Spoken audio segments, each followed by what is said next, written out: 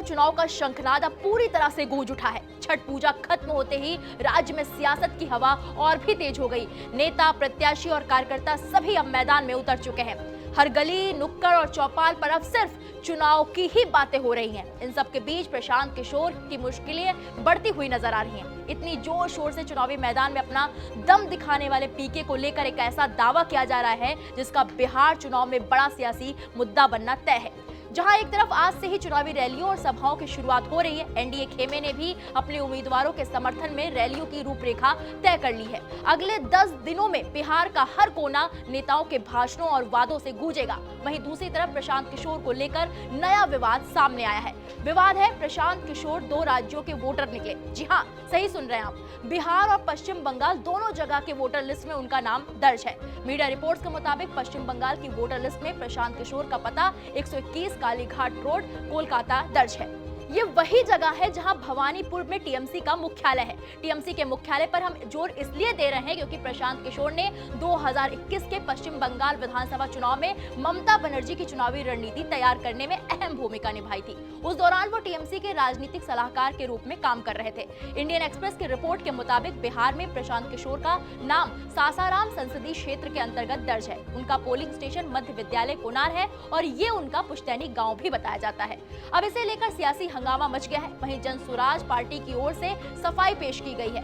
जनसुराज की ओर से जारी एक बयान में कहा गया कि प्रशांत किशोर के पश्चिम बंगाल वाले वोटर आईडी को बंद कराने के लिए पहले से ही आवेदन दे दिया गया था। अभी तक इसकी प्रक्रिया पूरी नहीं हुई है। जनसुराज के प्रवक्ता सौरभ सिंह ने इस मामले पर कहा, इसकी जानकारी सार्वजनिक रूप से नहीं थी, लेकिन 2021 तक पीके बंगाल चुनाव के लिए काम कर रहे थे। ये जानकारी सभी के पास है।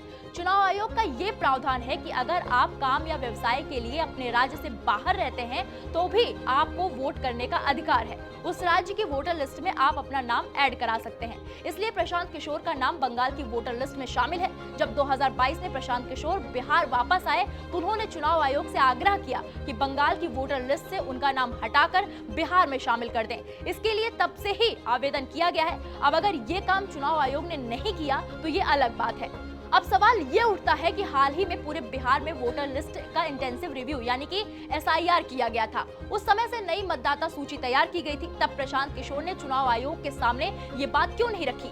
जाहिर सी बात है कि 2 वोटर आईडी सामने आने के बाद प्रशांत किशोर पर सवाल उठेंगे ही। बिहार विधानसभा चुनाव में वोटिंग का पहला चरण 6 नवंबर को होना है। इसी बीच प्रशांत किशोर से जुड़ा ये दावा ज्यादा महत्वपूर्ण हो जाता है। अगर ये बात करें कि इस पर कानून क्या कहता है तो जान लीजिए। Representation of the people act 1950 की धारा 17 के तहत कोई व्यक्ति एक से अधिक निर्वाचन क्षेत्र में पंजीकृत नहीं हो सकता।